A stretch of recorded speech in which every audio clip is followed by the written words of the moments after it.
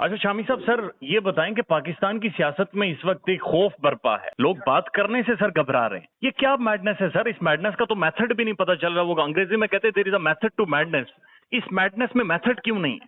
بھائی جو لوگ خوف میں مبتلا ہیں وہ تو یہی بتا سکتے ہیں کہ ان کو کس بات کا خوف ہے۔ جی الحمدللہ ہمیں تو کسی کا خوف نہیں ہے، نہ کوئی ہمیں ڈرا رہا ہے، نہ ہم کسی کو ڈرا رہے ہیں، نہ ہم کسی سے ڈر رہے ہیں اور نہ کوئی ہم سے ڈر رہا ہے۔ جی تو ہم تو خوف کے بغیر بیٹھے ہیں۔ جو لوگ خوف میں مبتلا ہیں ان سے پوچھئے، ان کو بتائیں، بتانا پڑے گا کس قسم کا خوف ہے۔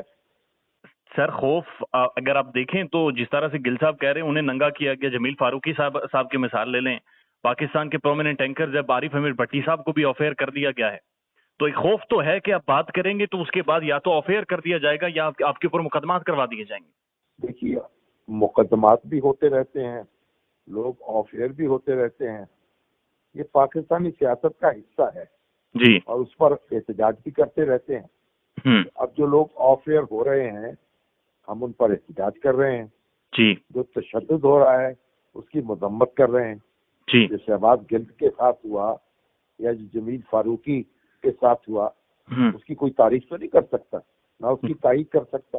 جی ہر وہ شخص جس کو سیاست سے اور صحافت سے اس کی دلچسپی ہے وہ اس پر اظہار افسوس کرے گا، وہ صورتحال خوش نہیں ہوگا جی اور ناراضگی کا اظہار بھی ہم کر رہے ہیں۔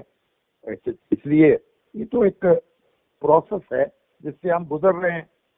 اب دیکھیے بات یہ ہے، کچھ ہمیں بھی غور کرنا چاہیے، ہمارا ضابطۂ اخلاق جو ہے اس کی ہم پابندی کریں، حدود و قیود کے اندر رہیں، جو ہمارا آرٹیکل 19 ہے جی اس کے دائرہ کار میں اپنی رائے کا اظہار کریں، اور پھر جو دوسرے ادارے ہیں یا قانون نافذ کرنے والے جو لوگ ہیں ان کو بھی سوچنا چاہیے کہ وہ قانون کے دائرے میں رہتے ہوئے کارروائی کریں اور یہ تجاوز نہ کریں۔ کسی کے خلاف آپ اگر تشدد کرتے ہیں، کسی کی بے حرمتی کرتے ہیں، کسی کو آپ برہنہ کرتے ہیں، اس سے بدتر بات تو کوئی ہو نہیں سکتی۔ یہ کوئی جنگل تو ہے نہیں، انسانوں کا معاشرہ ہے، تو ہمیں انسانی معاشرہ رہنا چاہیے، اس کو انسانوں کے سپورٹ نہیں ہونا چاہیے۔ Very true. اچھا شامی صاحب یہ چیز بتائیں کہ سر ہم نے دیکھا ہے اگر ہم گزشتہ تقریباً 8-10 سالوں کی صرف تاریخ ہی دیکھ لیں، سیاسی تاریخ، تو سر نواز شریف صاحب بھی اسٹیبلشمنٹ کے اوپر تنقید کرتے رہے، اب عمران خان صاحب بھی نیوٹرلز کہہ کر مخاطب کر رہے ہیں، دو کہ گزشتہ جلسے میں انہوں نے بات نہیں کی ہے۔ ڈفرنس کیا ہے سر دونوں کی تنقید میں؟ آپ کو کیا سمجھ آ رہا ہے؟ دیکھیے اب نواز شریف صاحب جو ہیں وہ بھی تنقید تو کرتے رہے ہیں جی، لیکن جس طرح کی کمپین کی ہے عمران خان صاحب نے وہ پہلے دیکھنے میں نہیں آئی۔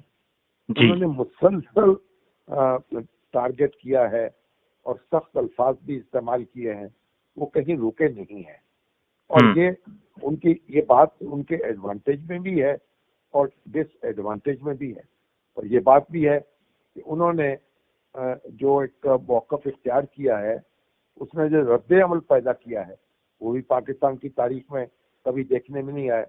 تو بنیادی بات یہی ہے کہ ہمارے ہر ادارے کو دستور کے تابع اپنے معاملات چلانے چاہیے۔ اگر آپ دستور سے تجاوز کریں گے تو پھر آپ پر تنقید بھی ہوگی، آپ کو نشانہ بھی بنایا جائے گا، اور اگر عمران خان صاحب کمپین چلائیں گے تو پھر ان کو داد دینے والے بھی موجود ہوں گے۔ تو یہ بات تو بہرحال ہمیں مد نظر رکھنی چاہیے۔ اچھا شامی صاحب، کچھ لوگ یہ بھی تجزیہ کر رہے ہیں، ظاہر آپ تاریخ سے واقف ہیں، کہ عمران خان صاحب پاکستان کی تاریخ کے اس وقت مقبول ترین لیڈر ہیں، یا مقبولیت کے جس لیول پر عمران خان ہے ماضی میں کوئی ایسا لیڈر نہیں رہا۔ اس پر آپ کی کیا رائے ہے سر؟ دیکھیے یہ تو ایک بڑی، میرا خیال ہے قائد اعظم محمد علی جناح جو ہے ان کی جو مقبولیت تھی پورے سب کانٹیننٹ میں، اس کی تو کوئی نظیر نہیں پیش کی جا سکتی۔ جی، لوگ ان کی، اور پھر میں نے جو محترمہ فاطمہ جناح کو دیکھا ہے تو ان کے ایک اشارے پر تو ہزاروں کا مجمع جو ہے وہ یعنی خاموش ہو جاتا تھا اور سکوت اختیار کر لیتا تھا۔ تو محترمہ فاطمہ جناح نے جب الیکشن میں حصہ لیا ہے تو جتنے بڑے بڑے جلسے انہوں نے کیے ہیں اور جو ان کی سپورٹ تھی وہ بھی بھلائی نہیں جا سکتی. یہ اپنے ذوالفقار بھٹو صاحب کو دیکھ لیجیے, شیخ مجیب الرحمان کو دیکھ لیجیے, اور پھر اے مارشل اصغر خان کو دیکھ لیجیے, اور پھر ہمارے نواز شریف صاحب کو دیکھ لیجیے. تو ہماری تاریخ میں مقبول لیڈر بہت سے گزرے ہیں اور خان صاحب بھی ان میں سے ایک ہیں. ہر دور کا ایک اپنا مزاج ہوتا ہے اور ہر دور کا میڈیا اپنا ہوتا ہے. زیادہ میڈیا میں جو وسعت آئی ہے اس سے پہلے وہ موجود نہیں تھی, تو اس لیے خان صاحب جو ہیں ان کا پیغام اور ان کا کلام جو ہے زیادہ بہتر انداز میں یا زیادہ وسیع طور پر پھیل رہا ہے اور لوگوں تک جا رہا ہے. تو میں نہیں سمجھتا کہ یہ مقبولیت, دیکھیے آپ 3 مہینے پہلے یا 4 مہینے پہلے یہ مقبولیت کہاں تھی. خان صاحب جب اقتدار میں تھے تو ان کے ایم ایل اے اور ان کے ایم پی ایز وہ خوفزدہ تھے, وہ بغاوت کر رہے تھے, وہ کہہ رہے تھے ہم اپنے حلقوں میں نہیں جا سکتے. اس وقت غیر مقبولیت جو تھی وہ اپنی انتہا پہ تھی, لیکن پھر اقتدار جب ان سے چھنا ہے تو اب وہ مقبولیت جو ہے ان کو حاصل ہوئی ہے, اس میں کوئی شبہ نہیں. اس وقت بہت مقبول ہیں اور یہ سب ایک انتہائی, آپ یہ بھی کہہ سکتے ہیں کہ پاکستان کی تاریخ کے انتہائی مقبول رہنماؤں میں سے ایک ہے. لیکن یہ مقبولیت کب تک قائم رہے گی, اس کا نتیجہ کیا ہوگا, اس سے خان صاحب جو ہیں اپنی سیاست کو کس طرح آگے بڑھائیں گے, یہ ایک سوالات ہیں جو جن کا جواب ہمیں وقت آنے پر ملتا چلا جائے گا. سر آپ نے ایک جملہ استعمال کیا, آپ نے کہ جب سے عمران خان سے اقتدار چھینا گیا ہے, تو آپ سمجھتے ہیں جو چھیننے والے تھے یا جو چھیننے والوں نے جن پولیٹیکل پارٹیز کو ایک ساتھ جوڑا ہے انہیں یہ ریئلائزیشن ہونا شروع ہو گئی ہے کہ شاید چھیننے کے بعد سے پاکستان کے حالات مزید ڈسٹرب ہو گئے؟ دیکھیے بظاہر تو جو عمران خان صاحب کا اقتدار ختم ہوا ہے وہ قومی اسمبلی میں جو ان کے حلیف تھے وہ ان کے حریف ہو گئے اور ان کے حریفوں کے ساتھ مل گئے, تو قومی اسمبلی میں وہ اکثریت کی حمایت کھو بیٹھے. تو یہ تو ایک آئینی راستہ تھا اور قانونی راستہ تھا. اب پس پردہ جو کچھ ہو رہا تھا اس کی تو ہم بات نہیں کر سکتے کیا ہو رہا تھا, لیکن بظاہر وہ ایک آئینی اور قانونی طور پر اقتدار سے الگ ہوئے. لیکن انہوں نے جس طریقے سے اس میں معنویت پیدا کی ہے اور لوگوں کو اپنی طرف متوجہ کیا ہے, اس نے ایک صورتحال میں تبدیلی پیدا کر دی ہے. تو خان صاحب جو ہیں میرا خیال جو کچھ بھی وہ کہہ رہے ہیں اس کا نتیجہ تو یہ ہونا چاہیے کہ اب ملک میں سیاست جو ہے وہ سیاست دانوں کے لیے چھوڑ دی جائے اور دوسرے ادارے جو ہیں وہ سیاست کو بس دور سے دیکھیں, اس میں حصہ نہ لیں. اگر ایسا ہو جائے تو میں سمجھتا ہوں نئی تاریخ اور نئے دور کا آغاز کر سکیں گے. تو آپ سمجھتے ہیں عمران خان کی جو سٹرگل ہے وہ اس نئے دور میں شامل کر سکتی ہے پاکستان کو؟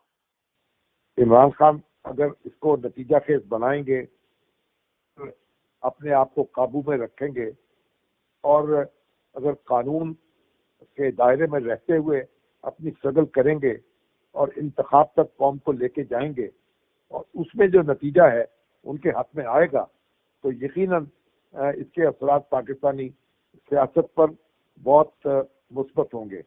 لیکن اگر خدا نہ خواستہ وہ الجھ گئے اور انہوں نے اپنے آپ کو قابو میں نہ رکھا اور ان کو قانونی معاملات جو ہیں وہ ان کا گھیراؤ کرتے چلے گئے اور خان صاحب جو ہیں ان سے الجھتے بہت آگے نکل گئے, تو پھر یہ جو ساری سٹرگل ہے ان کی ساری مقبولیت ہے وہ اس طرح نتیجہ خیز نہیں ہو سکے گی جس کی ہم توقع کر رہے ہیں. تو ہماری دعا ہے اور کوشش ہے اور خواہش بھی ہے کہ عمران خان صاحب جو ہیں ان کی جدوجہد نتیجہ خیز ہو, وہ آگے بڑھیں اور ملک کو ایک ایسی سطح پہ لے جائیں جہاں آئین کی بالادستی ہو اور کوئی شخص جو ہے آئینی اداروں سے چھیڑ چھاڑ کرنے کی جرات نہ کر سکے. بہت شکریہ شامی صاحب وقت دینے کے لیے.